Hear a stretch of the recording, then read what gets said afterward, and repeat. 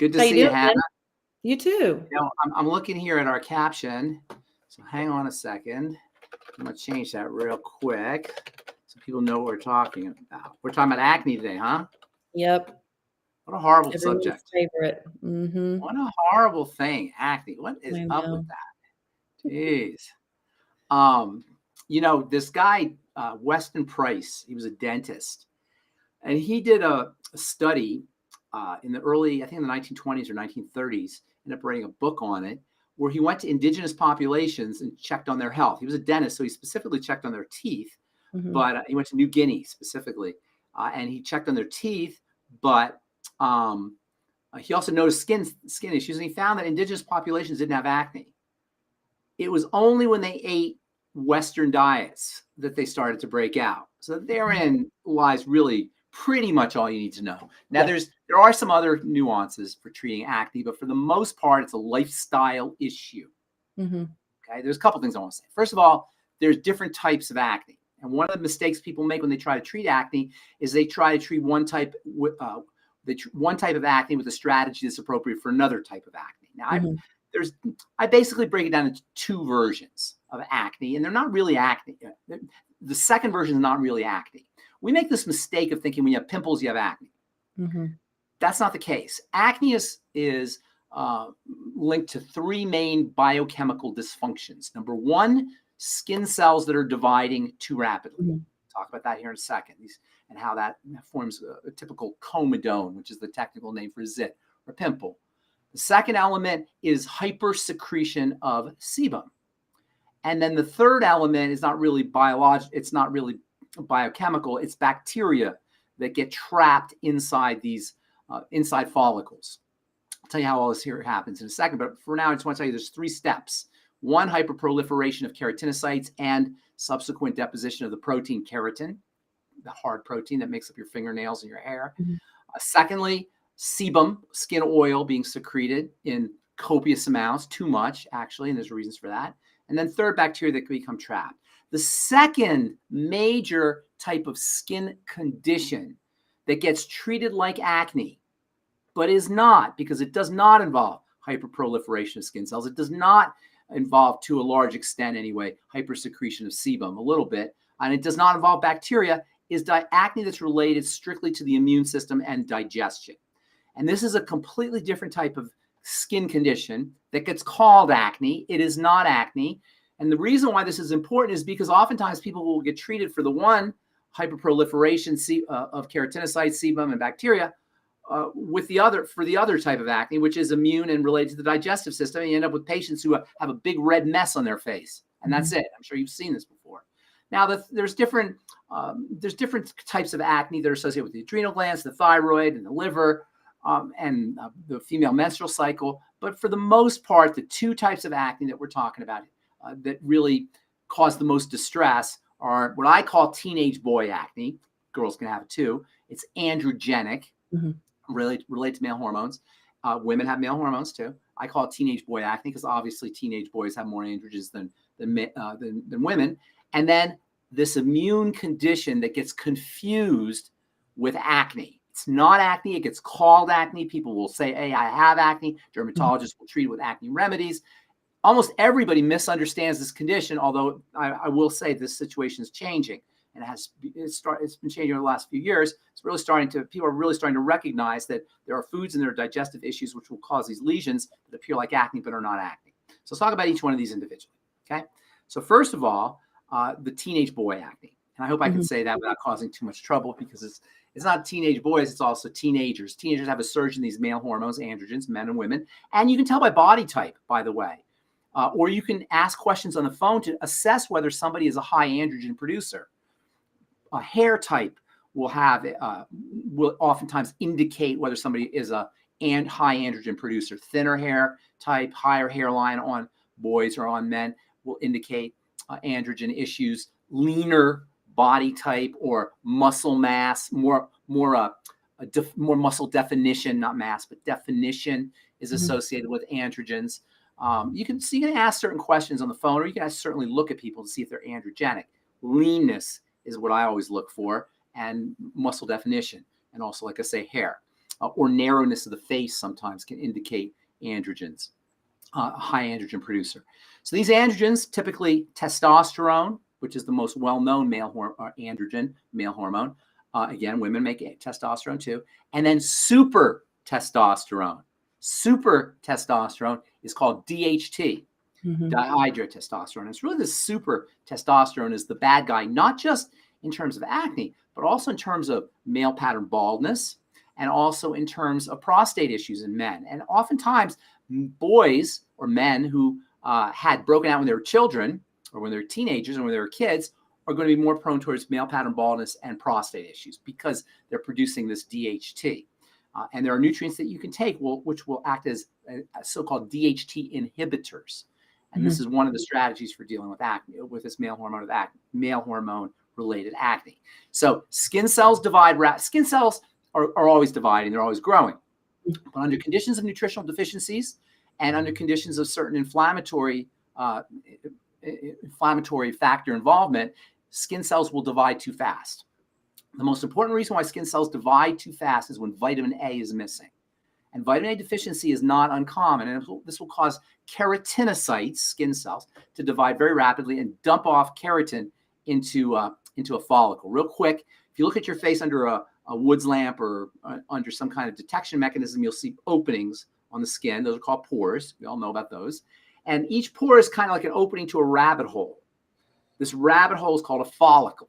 So you got a pore on the top and you got a follicle that's kind of like a rabbit hole underneath the pore. Sometimes follicles will have a hair coming out of them. Those are called hair follicles. They don't always have hairs coming out of them. And then all the follicles will have a little pump, a little oil pump in the bottom. That's your sebaceous gland.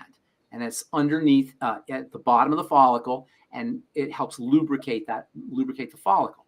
So you got a rabbit hole, and that rabbit hole is lined with cells, like it's part of the skin. It's just an indentation in the skin, and it's lined with cells, keratinocytes. When those skin cells divide rapidly, they can dump off keratin, and that creates a plug. It's not acne yet. That's called a clogged pore or plug. And by the way, skincare products do not clog pores. That's a myth. Whenever anybody ever tells you that clogged my pores, they don't know what they're misunderstanding how pore clogging occurs. Products do not clog pores. What products can do is they can stimulate an irritation response if it's an irritating ingredient in the follicle, and that can cause keratinocytes to divide rapidly, almost like a callus. But it's not the product that's filling in the pore. People have this idea, I put the product on and it filled in the pore somehow, and that clogged my pores. That's not what a clogged pore is. That seems like, to people who don't really understand the skin, that seems like it would make sense. Unfortunately, you hear that some skincare professionals sometimes talk about that as well. You don't clog pores with a product, except over time, if you have a specific ingredient that can stimulate proliferation of a skin cell in a protective type of response, like I said, like a callus, that can cause a clog, but that takes weeks to develop. People will put a product on their skin and they'll think that it clogged the pores. That doesn't happen. Otherwise, every time you put makeup on, it would clog your pores, or every time you put foundation on, it would clog your pores. It doesn't even make sense, really. Where does comedogenic and non-comedogenic come into play in that then? Yeah, irritation in the follicle. When a skincare company does a study on comedogenicity, it takes them 4 to 8 weeks for them to determine the comedogenicity of an ingredient. Why 4 to 8 weeks? As an esthetician, what's special about 4 to 8 weeks? When we start to shed cells. That's how the cellular turnover time. And that's how long it takes for cells to turn over in a follicle to determine whether an ingredient is going to be comedogenic or not. So comedogenicity takes time. A comedogenic ingredient takes time to achieve its comedogenic benefit, or comedogenic effects, not benefits, but comedogenic effects. It's not like you put a product on and it fills in the pore. That's the thinking. That's not what happens. Comedogenicity is a 4 to 8 week process. So inside the follicle, cells divide usually under conditions of inflammation, which comes in from food, as well as from vitamin A deficiency. This is why vitamin A is your go-to vitamin topically as well as internally for dealing with acne, because it stabilizes this hyperproliferation, this rapid division of skin cells inside the follicle. As we know, retin A and retinol work topically to help stabilize the growth of skin cells, and vitamin A taken internally. This is vitamin A, one of vitamin A's main roles. has a lot of roles. One of its main roles is to slow down or speed up, to control, we say normalize differentiation. In fact, this is why retinol is a wonderful topical treatment for actinic keratosis or pre-skin cancer. This is why retinoic acid is used as chemotherapy for lung cancer, because it has an ability to slow down rapid division of cells, which occurs under various skin conditions, but mostly when vitamin A is deficient. And vitamin A deficiency is pretty common. Vitamin A is also a fat-soluble vitamin. So if you have problems absorbing your fats, either a gallbladder issue or an intestinal issue, Crohn's disease or celiac disease or some kind of leaky gut condition, you may not be absorbing your vitamin A even if you take vitamin A. And you do need to have a high dose of vitamin A. So you're not going to really get it from food. And if you're a vegetarian, beta carotene, which is what vegetarians use for vitamin A, is not a great source of vitamin A. It has to be converted into vitamin A, and not everybody does that. So vitamin A deficiency is not uncommon. And vitamin A stabilizes deficiency under deficiency conditions will cause speeding up of lead to a speeding up of skin cells and then keratin deposition. Not acne yet, though. Mm-hmm. Second thing that's a clogged pore. That's not acne. The second thing that has to happen for a comedone or a pimple to form is secretion of sebum. Copious secretions of sebum. The secretion of sebum is tied into the stress response. So stress hormone will cause secretion of sebum. So if you're under stress, either psychological stress or inflammatory stress inside the body. A lot of times when people hear stress, they think of, my credit card bills, my family, my job, and that kind of stuff. But inflammation inside the body is part of the stress response. If you're eating the wrong kind of food or you have some kind of inflammatory condition involving the circulatory system, whatever, those can all cause cortisol to be secreted in abundance, and that can cause hypersecretion of sebum. One of the biggest problems with too much sebum, or one of the biggest causes of too much sebum, is sugar and insulin. And you can always tell when somebody is either eating lots of sugar or insulin or under some kind of duress by oily skin. Mm-hmm. A lot of times people will complain about large pores. This hypersecretion of sebum can also be the cause of large pores or pore enlargement. So for people who are worried about pore enlargement or worried about clogged pores, or as you mentioned earlier, sebaceous filaments, you're going to want to slow down the production of sebum. You do that by calming the body down, reducing cortisol. You can use nutrients to reduce cortisol. Vitamin A can help stabilize cortisol. Vitamin E can help stabilize cortisol. But most importantly, treat it like a blood sugar issue. Go low carbohydrate or reduce your carbohydrates, certainly sugar and refined carbohydrates. Those are never good. And then using nutrients that help your body process sugar and support insulin. And those are things like chromium and vanadium and magnesium and zinc. Zinc, as it turns out, is a real superstar for dealing with acne, for helping with acne. So slowing down sebum production is going to be important. Hypersecretion of sebum is one of the causes of acne. And then thirdly, there's the bacteria. And you'll notice that this is the last stage. Bacterial proliferation isn't really a problem until the bacteria get trapped in the follicle. When the bacteria get trapped in the follicle and they have lots of sebum, they basically have an all-you-can-eat buffet because bacteria love sebum. Mm-hmm. You can actually smell the decomposition of sebum as bacteria act on it when you do an extraction. I don't know if you've ever done an extraction, but you get a kind of a fatty, almost like a rancid fat smell. And that smell that you're smelling is the end product of bacterial decomposition of sebum inside the follicle. But as it turns out, treating the bacteria is really how the mainstream medical model treats acne. But you can see that that's the third step. And the bacteria aren't the problem until you have hyperproliferation of keratinocytes and deposition of keratin, this hard protein, which, like I say, is like your fingernails and forms a plug, in combination with lots of sebum, in combination with bacteria. So just killing bacteria is a very ineffective strategy for dealing with acne. Although in the short run, if you kill bacteria, your acne will kind of quiet down a little bit because you won't have this infection inside the follicle, essentially. That's what really causes the pus and all of the classic manifestations of an acne pimple. So you got too much keratin, protein, fingernail-like protein, too much sebum, skin oil, and bacteria. That forms a comedone. That's androgenic acne.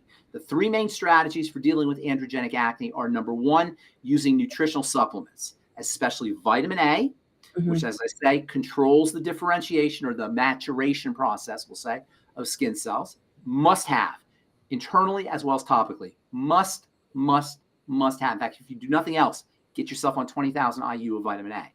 The second element is to control sebum, going low carb, reduce your caloric intake, using supplements that help your body process sugar are all going to be very helpful.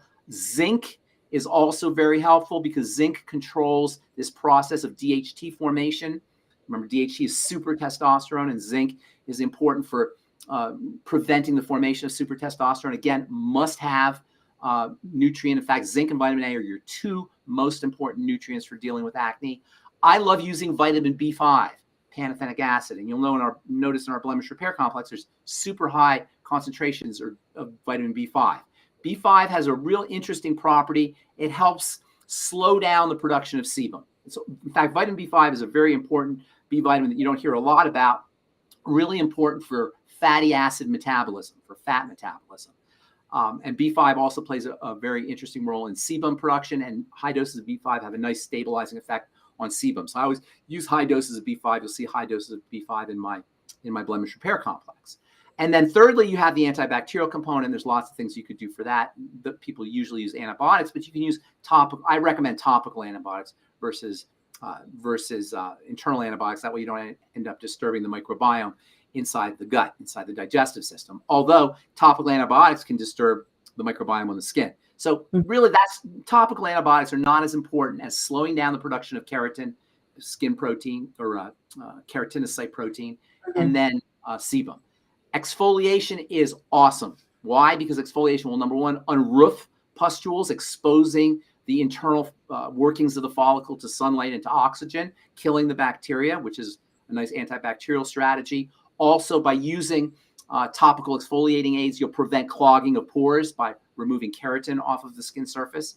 And then topical exfoliation aids like alpha hydroxy acids and beta hydroxy acids also are antibacterial. So I like topical exfoliation and peels for the esthetician. Topical retinol is like internal vitamin A, also a must-have because it has an ability to stabilize the rapid division of skin cells, which is what causes the clogged pore in the first place. Topical vitamin C has anti-inflammatory benefits. And a lot of times people say, oh, I don't want to use fat-soluble vitamin C because it's oily. It doesn't matter. That vitamin C, if you use just one drop, which is what I always recommend with fat-soluble vitamin C, that vitamin C will be wonderfully anti-inflammatory. And if you're using retinol for your acne, the vitamin C will help protect against some of the retinol irritation. Retinol and vitamin C, and I know we've talked about this before last week, they go hand in hand perfectly. But it has to be fat-soluble vitamin C. So there's lots of things you could do for androgenic acne. It usually occurs on the T-zone where you have lots of sebaceous action right in the T-zone. Now, the second type of acne is not T-zone acne. It is acne that appears in the cheeks, sometimes on the jawline, sometimes here in the neck area. This is a completely different skin condition, and I just said it's acne, but because that's what in the vernacular we call it acne, but you don't want to think of it like acne. You want to think of it like an immune reaction, and it will tend to be macular, rashy, versus papular, pimply. Now, sometimes there'll be some little pimples scattered amongst the rashiness, but for the most part, it's flat and rashy and red. And that flat and rashy and red is your indicator for an immune system reaction. The main cause of immune system reactions are foods. And this is the type of acne that will flare up when you eat certain foods. Beans are a big culprit, and that includes soy as well as pinto and chickpeas and kidney beans, big culprit. Cereal grains can be a culprit, gluten and other components that are in flour type of foods, floury type of foods. And then eggs and dairy can also be a problem for some people. But don't go by foods that you think are problematic. Go by your symptoms. Notice when you flare up. So for people who have this kind of rashy condition on the skin, when you flare up, what did I eat an hour ago, 2 hours ago, 6 hours ago, 8 hours ago? This is why food diary is so helpful, because it can memory is sort of weak. We don't always remember exactly what we ate. I mean, sometimes people don't even remember what they had for breakfast or lunch the day before, right? So it's hard to kind of keep things in your mind. Always write things down. When you flare up, go back to your notebook and see what the flare up is due to. The way you want to deal with this type of acne is obviously food elimination, but also using digestive support, probiotics, digestive enzymes, Interestingly, this condition called leaky gut, where toxins get into the bloodstream through the intestine. The intestine is supposed to put nutrients into the bloodstream very carefully through receptors and cells, which kind of grab the B vitamins or the vitamin C or whatever it is and flip it over into the skin or into the blood. When you have this condition called leaky gut, things just go willy-nilly into the bloodstream. And it's not just food that goes, and the food particles and peptides that go into the bloodstream, which can activate an immune system reaction, but also bacterial particles can get into the blood. Little pieces of bacterial membranes can get into the blood. Immune cells can get into the bloodstream. Secretions from bacteria like histamine can get into the bloodstream. So patching up a leaky gut is very, very important. One of the best nutrients, interestingly, for patching up a leaky gut is vitamin A. So the vitamin A that you take for your skin, you can also take for your intestinal health. Collagen peptides can help patch up a leaky gut as well. It's very important, however, to use probiotics, good bacteria, as well as food elimination.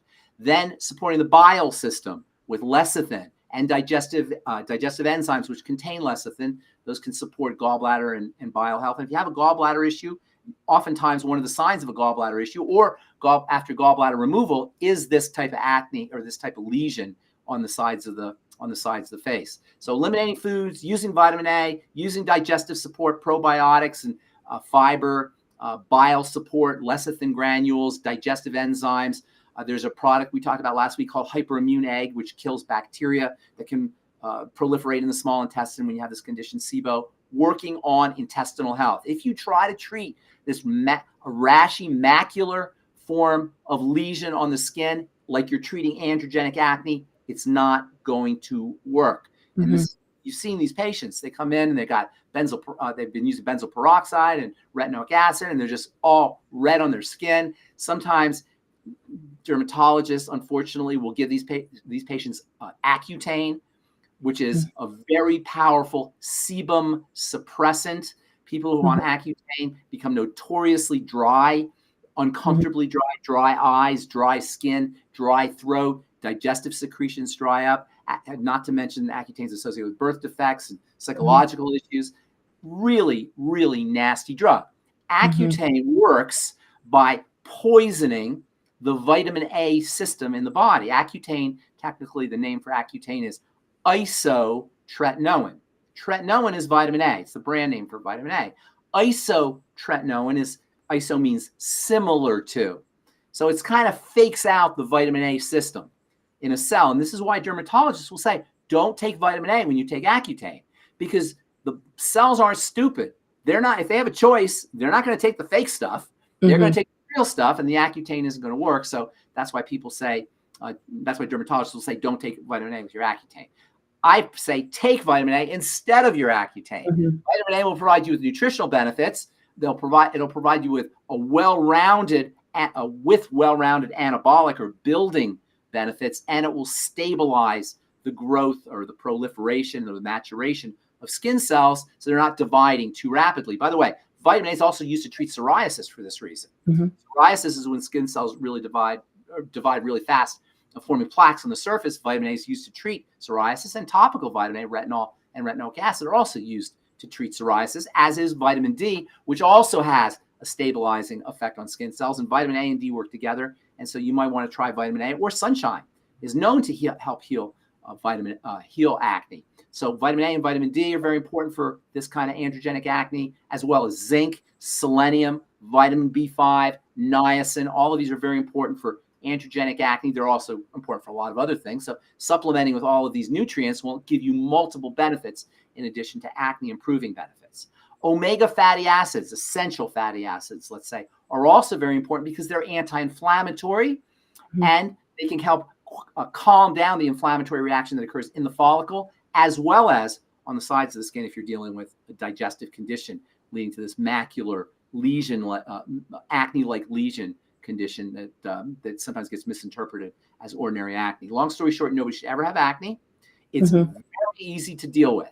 Our blemish repair complex, our truth blemish repair complex, sometimes makes the condition completely disappear. Why? Because it's nutrients that your body's missing. Most of us, unless we're supplementing or unless we're really hip to nutrition, are going to be deficient in nutrients because our food just doesn't provide it. So understanding understanding how to supplement strategically and intelligently is not only important for the skin, not only important for acne, it's important for the whole body, and it's important for anti-aging. And this is why I consider myself a nutritional pharmacist, and I use nutritional supplements instead of prescription drugs. I consider nutrients to be God's drugs, nature's drugs, divine drugs. They're the medicine that's in the food, that should be in the food. Unfortunately, is not always in the food because of food processing, but it's basically, you can think of nutritional supplementation as food medicine, the active ingredients in food as opposed to toxic drugs. There are really no drugs that you can take for acne with the exception of antibiotics, which can have a temporary benefit killing bacteria, and antibiotics also have a little anti-inflammatory effects. So you get temporary benefits with antibiotics. With Accutane, sometimes Accutane does make acne disappear, but you've got to deal with all of that toxicity, and it doesn't always work. And it particularly doesn't work if you're trying to treat the digestive condition that masquerades as acne, or that somehow gets interpreted and gets treated as if it were androgenic or male hormone acne. Now, if you have acne on the back, I should add, and I know you're a bodybuilder, a very good bodybuilder, by the way, from your pictures. A lot of bodybuilders will get acne on the back. And the reason that happens is because they burden the liver. The liver and the lymph are where you're getting your acne on the back. And that only happens if you're taking male anabolic steroids. That's one way they call it acne. That really puts a stressor on the liver, plus it's male hormone, which really revs up skin's keratinocyte cell division. But it's really mostly toxicity. When you have acne on the areas in the neck, or sometimes people will get little breakouts right here, and then along the shoulders or the back, sometimes even on the butt. Sometimes people break out on their butt. That is all lymphatic driven. That's all involves the lymphatic system and all involves liver toxicity. The bad news about that kind of acne that appears in the back is that's a sign of serious biochemical duress. That's a sign of serious biochemical stress. It could also involve the digestive system because it can also be part of an immune reaction. But once it goes on the back or on the shoulders or underneath here in this little pocket between right where your jawline meets your neck, you're dealing with a lymphatic condition, and that means you're pretty toxic. And that's the bad news. The good news is, as soon as you eliminate whatever the toxic driver is, usually food, the condition disappears. And the first acne that will resolve is acne on the back. That resolves quickly, much more quickly than acne on the face, unless you're abusing the body with anabolic steroids. Sometimes people get a condition called dry acne, which is extremely frustrating because most of the strategies for dealing with acne cause dryness. But if somebody's already dry and they're breaking out, it's like you don't want to use retinol or retinoic acid. You don't want to cause more dryness. So what is the deal with dry acne? Thyroid. When somebody has dryness and they're breaking out, they're dealing with the male hormone, if it's androgenic acne in the T-zone, but they're also hypothyroid. And the hypothyroidism is what's going to cause the dryness in the skin. If you're dealing with dry acne, you got to work on your thyroid. And working on your thyroid, surprise, surprise, really means working on your digestive system. And this is just one of the dirty little secrets about thyroid medicine and about dealing with the thyroid is you can't really deal with the thyroid. There's nothing you could do for hypothyroidism except for working on the digestive system, the blood sugar system, and I call it the adrenal thyroid axis, or the adrenal thyroid complex, which means working on your stress hormone, cortisol, as well as working on adrenal health. But that's a whole nother story. Sometimes women will break out along the sides. That's related to estrogen. Estrogen is an inflammatory hormone. I would personally, if I was counseling somebody who had a woman who had menstrual acne, I would suggest progesterone, which can have a balancing effect on estrogen, as well as essential fatty acids. In fact, all women, especially women who are dealing with dysmenorrhea, problems with their menstrual cycle, or skin conditions associated with their menstrual cycle, should be on essential fatty acids. But really, everybody needs essential fatty acids, especially if you have dry skin. We're just waiting on you to make it so we can get it. In a laboratory, if you want to induce dry, scaly skin in a laboratory animal, you take the essential fatty acids out of the diet. And that is what causes dry skin in an animal. Same thing will happen with people. And unfortunately, essential fatty acids are so unstable, they're not really found in very many foods. The foods that contain essential fatty acids, seeds and grains, and omega-3 fatty acids are also found in seeds. Those are all processed. And so by the time you process the grain, the flax or the wheat or the barley or the the nuts or whatever it is that you're getting your essential fatty acid, you should be getting your essential fatty acids from, there's no EFAs left. So many people, unless they're supplementing, are going to be deficient in EFAs, which are nature's aspirin. They're nature's anti-inflammatory molecules. Plus, they're very important for skin softening and skin hydration. So if you're dealing with dry acne, you want to work on the thyroid by working on the digestive system and the blood sugar system and the adrenal glands. And you want to be supplementing with essential fatty acids. Any kind of dry skin, you always want to be supplementing with essential fatty acids, as well as fatty vitamins, particularly vitamin A. What are we looking for when we select an EFA? What's the main things we want to look for? Because they're not all created equal. No, let me tell you about that in a second here. But first, I want to say that the reason isotretinoin or fake vitamin A causes dryness is because it's poisoning the vitamin A system of the body, which tells you that vitamin A is very important for secretions, especially sebaceous secretions. So skin dryness can be caused by vitamin A deficiency the same way poison vitamin A or isotretinoin or Accutane causes skin dryness. So your dry skin patient should be on fatty vitamins as well as essential fatty acids. So, you asked a really interesting question, and it's very complicated. So I can't tell you everything. In fact, we should probably talk about essential fatty acids on our next video. But real quickly, there's two essential fatty acids. They call them omega-6 and omega-3, but that's a little misleading because there's lots of omega-6s and there's lots of omega-3s that are not essential fatty acids. So you really want to distinguish between linolenic acid or alpha linolenic acid, ALA, and linoleic acid. These are your two essential fatty acids. Linoleic acid is omega-6. Alpha linolenic acid is omega-3. They're both important. And there's a myth out there that omega-6 linoleic acid is not important because we get lots of linoleic acid in corn and soy and all the various oils that we eat. The problem is we cook those oils, we fry those oils, they process those oils with processing chemicals, and they also come in a clear bottle. So most people are deficient in both linoleic and alpha linolenic acid, omega-6 and omega-3 essential fatty acids. So you want to supplement with them both. And you need more omega-6 linoleic acid than you do alpha linolenic acid. So even though people say, oh, you get plenty of them, you don't, and you need more of those anyway, because most of the body's essential fatty acid content is linoleic or omega-6 essential fatty acid. I like a product called Udo's Blend because I know Udo. Udo Erasmus is the guy who wrote a book which everybody who's interested in fats should read, or at least have in their reference library, a book called Fats That Heal, Fats That Kill. I don't know if you've seen this book. It's the classic book on fats. He wrote it in the 1980s, and every couple of years there's a new edition. It's now in like the 30th edition because it is the Bible of fats. And I happen to know Udo, and he is a true polymath genius, especially when it comes to molecular chemistry and the chemistry of fats. And he had a product, he sold the company, but he developed a product called Udo's Blend, which I absolutely love.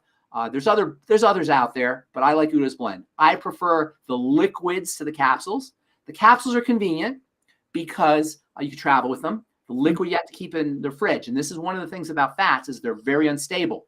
And that's why you always want them in a dark bottle, and you always want to keep them in the fridge, and you always want to use them up quickly. You want to use them fresh. You don't want to cook with them.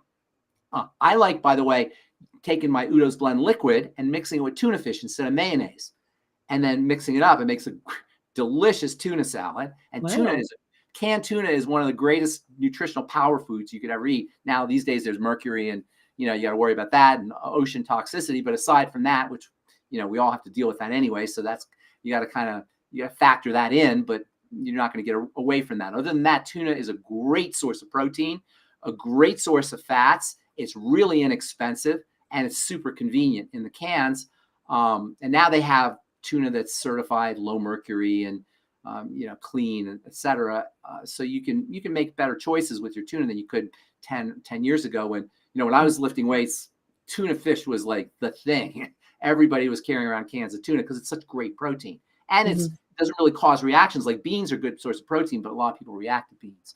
So Udo's Blend is great in tuna fish, and instead of mayonnaise. Mayonnaise is one of the most horrible foods a human being could ever eat. Just FYI. I've seen mayonnaise in health food stores with avocado oil, and there is no possible way mayonnaise, which is basically oil and egg, could ever be good for you because the egg is processed out and the oil is processed. It's just terrible. But Udo's Blend you won't know the difference, and you'll get your essential fatty acids if you mix it in with tuna fish. If you have a blender, throw in a can of tuna fish with some onions, some celery, some Udo's blend. It makes the best tuna salad you'll ever eat.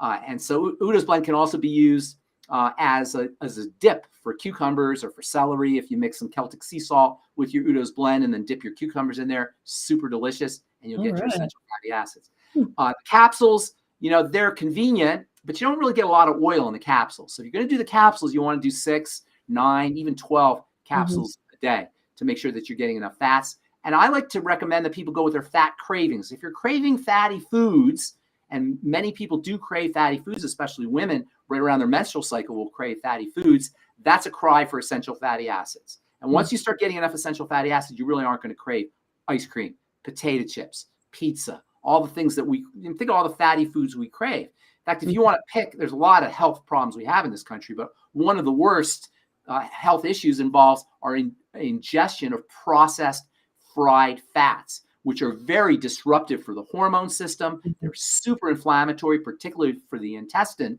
And a lot of leaky gut can be backtracked to the ingestion of fried fats. And maybe most importantly, and this is very underappreciated, all of our cells, we got 100 trillion cells in the body, and the cells are what make us healthy or not healthy. Everything comes out of the cells, but it's the cells themselves that are going to determine what's coming out. So if you're not making enough collagen, if your bone is not strong enough, if your muscles aren't strong, it's a cell problem. And here's the thing. The cell membrane contains these fats. And if you are eating the wrong kinds of fats, your cell membranes are going to contain the wrong kinds of fats. These will be cell membranes that are not plasticized. They're not fluid. So they won't be able to bind to hormones as effectively. One of the ways cells determine what they're going to do, and one of the ways the genes in the cell turn on and off, is based on the interactions the cell membrane has with various molecules as well as with its cellular neighbors. Once that cell membrane becomes dysfunctional because it's too stiff from ingestion of the wrong kinds of fats or lack of ingestion of the right kinds of fats, hormones aren't going to work as effectively. And that doesn't just mean steroid hormones, it also means peptide hormones. That means cells are not going to produce what they need to produce as effectively. And this membrane dysfunction is behind a lot of disease, and it's behind accelerated aging as well. And so working with the cell membrane, or working to make your cell membranes healthy by using essential fatty acids, particularly, as I say, the linoleic acid, the omega-6 essential fatty acid, is really, really important for anti-aging, for cellular response to hormones, and cellular health in general. And so essential fatty acids are incredibly, incredibly important. That word essential in nutrition means you better have it. It's a fatty acid that you better get in your diet because your body can't make it. And under deficiency conditions, you're going to be paying the price with your skin as well as with your overall metabolism. In the case of essential fatty acids act like natural statin drugs to stabilize cholesterol growth. They act like natural estrogen to help support estrogen metabolism and production in the body and estrogen benefits without going into toxic estrogen. They're nature's aspirin, as I said earlier. They're anti-inflammatory, and they play a very important role in cellular health. And they're important for skin moisturization because the production of skin fats and something called ceramides depends on these essential fatty acids. Under conditions of EFA deficiency, you're going to have dry skin. And guess what? Almost everybody has dry skin, despite the fact that we sell billions, 10, 12, maybe $14 billion a year in moisturizing products every year, and everybody has dry skin. Blame essential fatty acid deficiency, as well as probably other nutrient deficiencies as well. Well, moisturizers are a whole nother topic. That's a whole other subject that we should talk about because my take on moisturizer. Yep. All right. So there's nobody should ever have acne, distinguished macular or digestive or rashy acne along the cheeks from androgenic acne, T-zone acne. You're going to treat them both differently, but it always is going to involve nutrition, nutritional supplementation, diet, eating correctly, stabilizing blood sugar, and working on the triangle of disease: digestive system, blood sugar, and the adrenal thyroid axis or adrenal thyroid complex. Yep. Sounds great. All right. Any questions? Anything else? Get our blemish repair complex if you want to simplify. I came up with blemish repair complex because I kept giving people lists of supplements to take, and they were like, "Can I get all this in a pill?" So that's why I came up with blemish repair complex. So you don't have to go out and buy individual nutrients. And blemish repair complex works on your liver to help you process male hormones, or to help the body process male hormones. But the liver benefits that you get with our blemish repair complex will help you if you're dealing with fatty liver disease, and it will help you if you're dealing with alcohol, because it's a great way to prevent a hangover using our blemish repair complex. Well, and I will be printing out the QR code to hang in my gym for those guys. Good deal. I appreciate that. Because they're going to need it. I have a friend that I started noticing his back, and we finally said something to him, my husband and I said, we think you need to back down. And luckily he did, not before things went awry. But he was juicing up. Oh yeah. Way too much. Way too much. Yeah, that's acne on the back. You can actually, that's almost like a diagnostic tool, acne on the back. If you see somebody who's like super ripped and super big, and they're breaking out on the back, chances are pretty good that they're juicing up. We got a question pop up real quick. Oh, that's Are we live here? I didn't realize we're live. Okay. Yeah. Okay. All right. Is that because of NAC? NAC rocks. NAC is the quintessential liver detox supplement. In fact, NAC is such a powerful liver detox that it's kept in emergency rooms for people who have liver poisoning. When people go into the emergency room for liver poisoning from Tylenol or from aspirin, they will put NAC right in your bloodstream. And so, to me, to not use NAC orally is missing the boat on one of the most powerful detox supplements you could ever take. For acne, it is a wonderful way to help the liver detoxify and clear out hormones. And this whole DHT, elevated DHT you can help mitigate some of the effects of elevated DHT by supporting liver detox. So yes, NAC is incredibly valuable for the liver, for all immune function. NAC has actually been used to treat addictive behaviors like gambling behaviors. For mental health, has mental health properties too, mental health benefits. NAC can be used topically if you want to break an NAC capsule and put it into a solution. I don't think it will go into solution actually, but it might go into some kind of emulsion. And then use the NAC topically. It has great anti-inflammatory benefits. Interesting.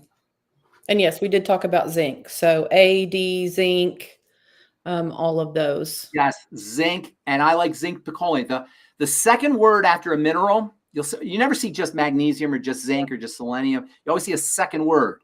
So you'll see magnesium sulfate, or you'll see magnesium oxide, or you'll see zinc sulfate, or zinc gluconate, or you'll see selenium monomethionine, or selenium sulfate, or whatever it is. The second word tells you how well the body handles that mineral. Zinc sulfate will give you an upset stomach. Same with zinc gluconate. And there's a lot of people who try zinc and say, I can't take it because my stomach gets upset. And I know I've had that problem myself. Zinc picolinate is very well handled by the body. It's very inexpensive, and you won't get an upset stomach from yeah, it. I have that issue with magnesium sometimes. Sometimes with magnesium too. Gotta be careful with magnesium. The second word after that mineral will tell you how well the body handles that mineral. Okay. Good to know. Okay. All right. Well, great to see you, Hannah. Have a wonderful week. Maybe talk about moisturizers next week. Yeah, I think so. Okay. I think we covered EFAs. I think that's EFAs. We covered enough on those. Right. And guided them the right way. And if anybody has questions, by the way, you can send them out to us at hannah@truthtreatmentsystems.com. Is there any way we can leave that in the chat? Can you? Yeah, we can put that in there. Put that in the chat. And then we're always happy to answer questions. And of course, if you're looking for our Truth Skin Health products, Truth Treatments with an S, truthtreatments.com. If you're an esthetician out there, talk to Hannah, because we've got a full line of peels as well as post-peel and post-care products, of course, in addition to our regular Truth treatments. Great peels for acne, for sure. All right. Thank you, everybody. Thanks, thank you, Olga. And thank you, Until Hannah. next week. Till next week. Great to see you. Have a wonderful week.